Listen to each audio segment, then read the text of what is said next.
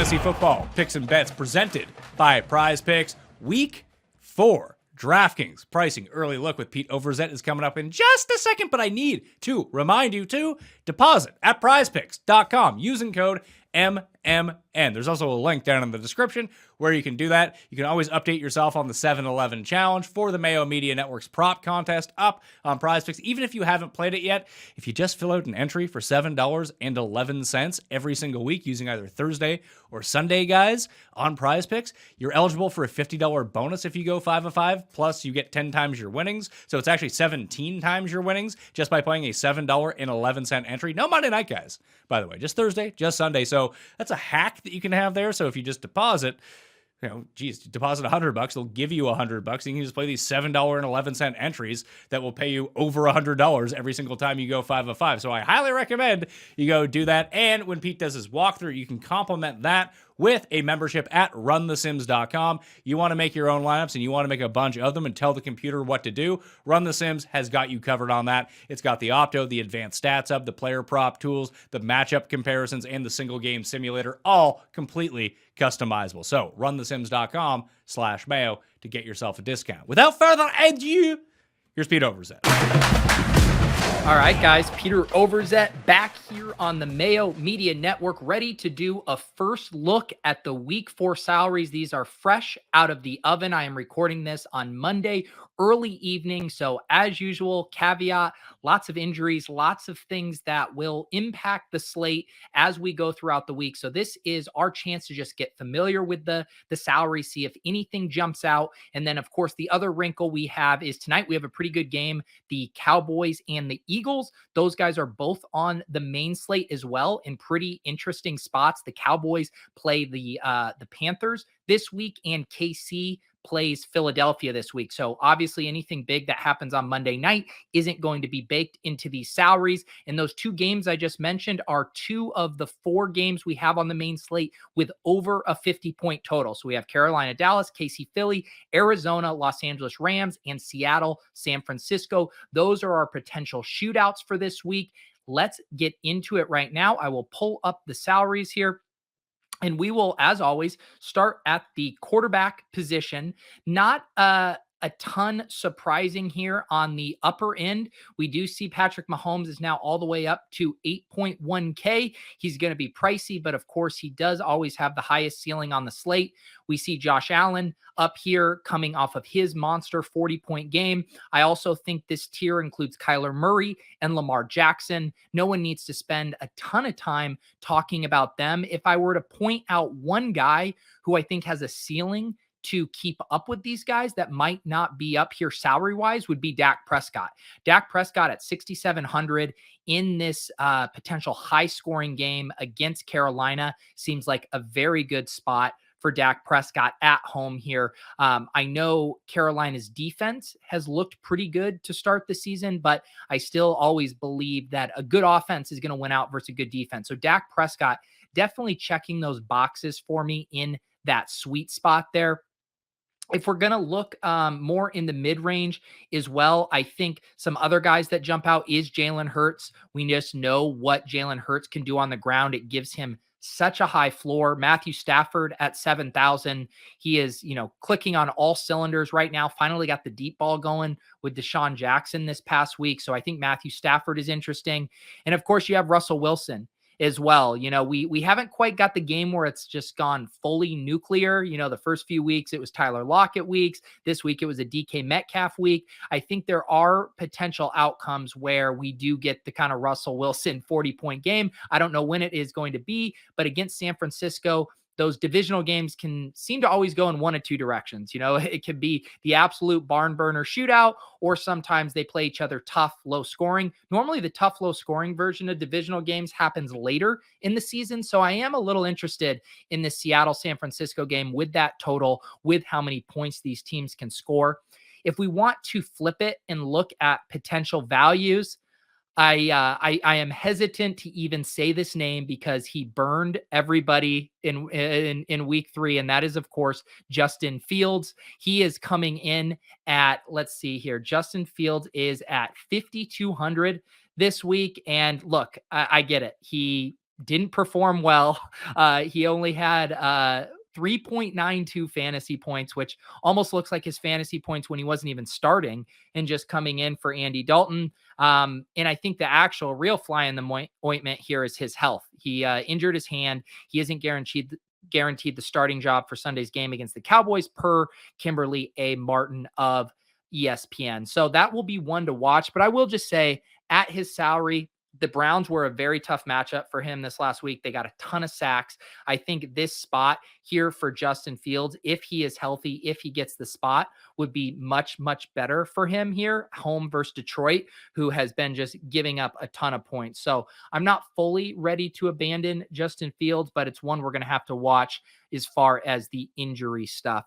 Daniel Jones, I'll also toss in here as far as a cheap play. He, similar to Justin Fields, was kind of the potential punt play in week 3. A pedestrian 16.54 points here against Atlanta in a lower scoring game. I think this spot isn't particularly attractive against New Orleans, but it's just hard to find, values at the quarterback position anymore. And if we do, we want a guy who is going to be able to run the ball a little bit, like a Justin Fields, like a Daniel Jones. So this, like a lot of weeks lately, seems like we want to get up at least into this mid-tier with the Hurts, Stafford, Prescott. And then if you have the money for it, obviously getting up to one of these elite options sounds pretty nice to me.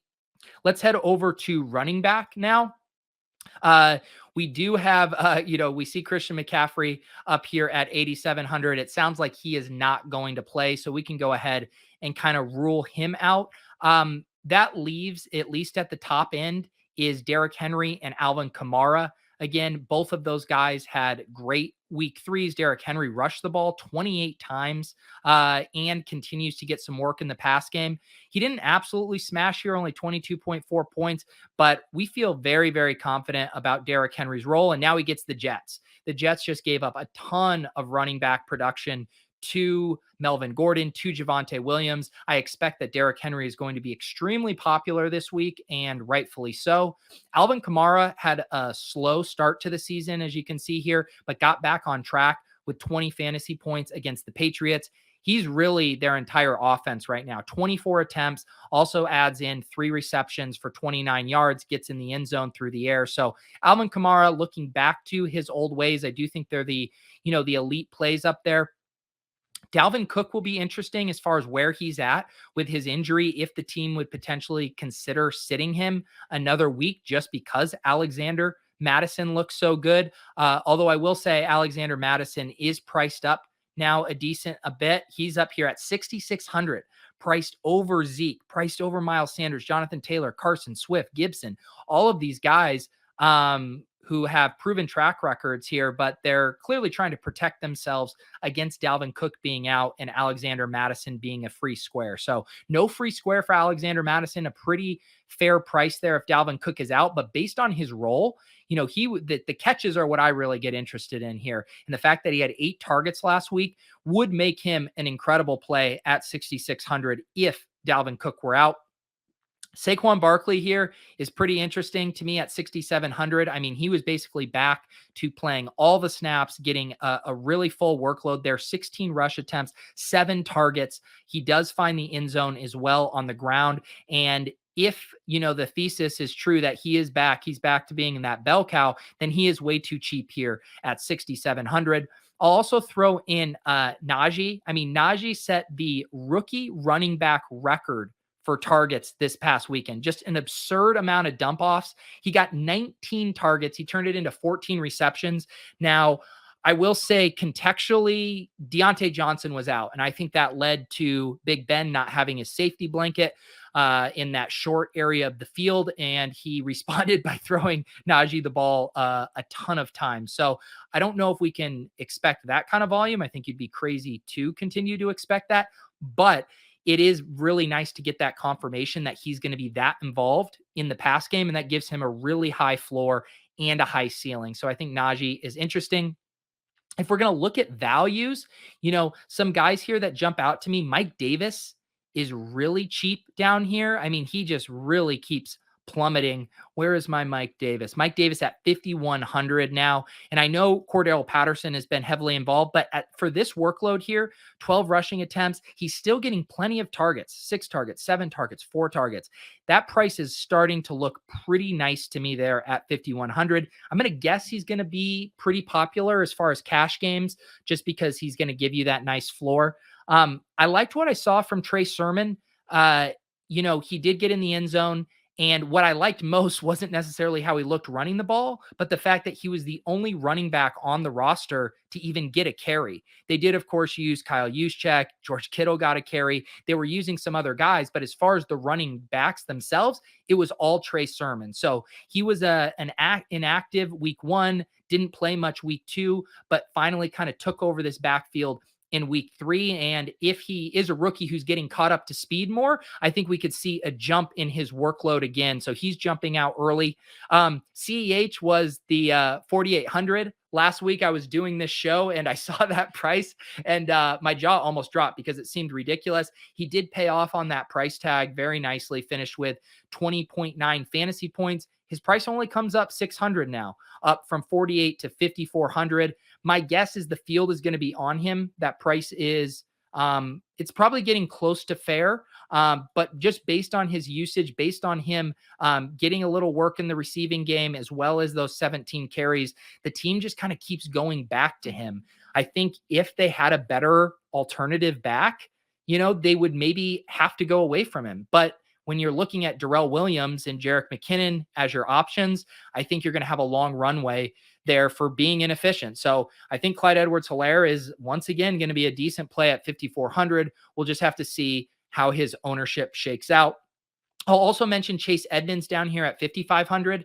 I think his production from this past week might be hidden in the box score a little bit just because it was James Conner who got the 2 touchdowns. But Chase Edmonds got a goal line carry, which he hadn't been getting goal line carries. So getting one of those is huge, just knowing that the team is willing to use him around the goal line. He also has 8 targets, which is just such a nice workload for a back we're going to get in this 5,500 range. So I love the Cardinals. I think every week they're going to support a few of these guys having great games, and Chase Edmonds looks like a nice price there. I also think in that same game, if Darrell Henderson is back, he has been basically the lead dog for the Rams. Sony Michel was fine, but based on their usage in week 1 and 2, when Darrell Henderson is healthy, he is their back. So he's an interesting guy to keep an eye on.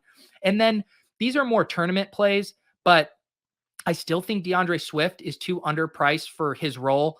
Similar to Edmonds, has been catching a ton of balls, 11 targets, 5 targets, 7 targets, and getting it done in the rushing game. So I think he's always a nice GPP play. I'm willing to go back to Jonathan Taylor.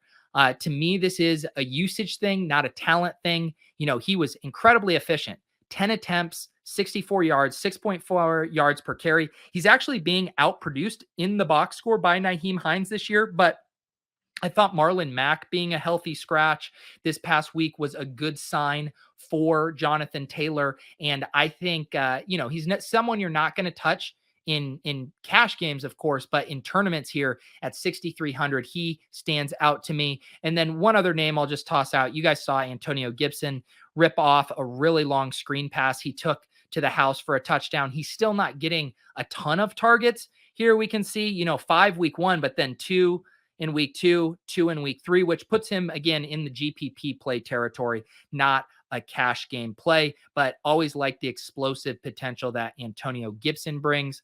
Let's now head over to the wide receivers.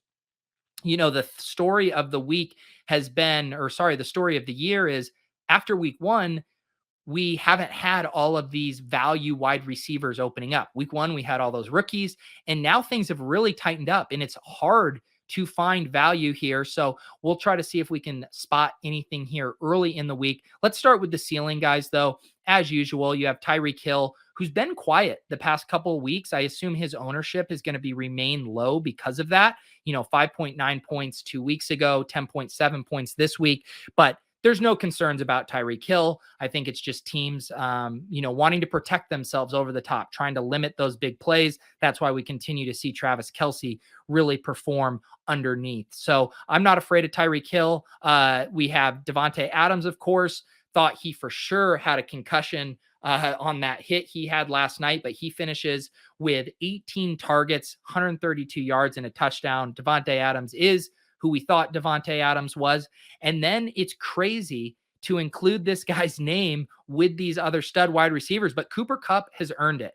He is the legit wide receiver one through 3 weeks here. Look at these targets: 10, 11, 12. The production is insane. 26.8 fantasy points, 39.8 fantasy points, 30.6 fantasy points. I keep waiting for, the music to stop with Cooper Kupp, and it just doesn't. He has great rapport with Matthew Stafford. Robert Woods has been pretty marginalized, and Cooper Kupp just looks like an awesome play. As a GPP bro, I end up not really playing him that much because his price goes up, his ownership keeps going up. But man, it is hard to find anything wrong with Cooper Kupp right now. Of course, we have the usual suspects up here in the elite wide receiver range. DK Metcalf will probably be more popular than Lockett coming off the big game and $100 more. The public just generally seems to prefer Metcalf to Lockett. Jefferson obviously looks good. And then Diggs, kind of similar to Tyreek Hill, I think is the sleeping giant, the guy who hasn't done much these past 2 weeks. He's been rock solid. I mean, no game under 10 points, but when people roster Stephon Diggs, they're hoping for those 25, 30-point weeks. I think those are coming. I think they're coming. And so he seems like he's in a good spot.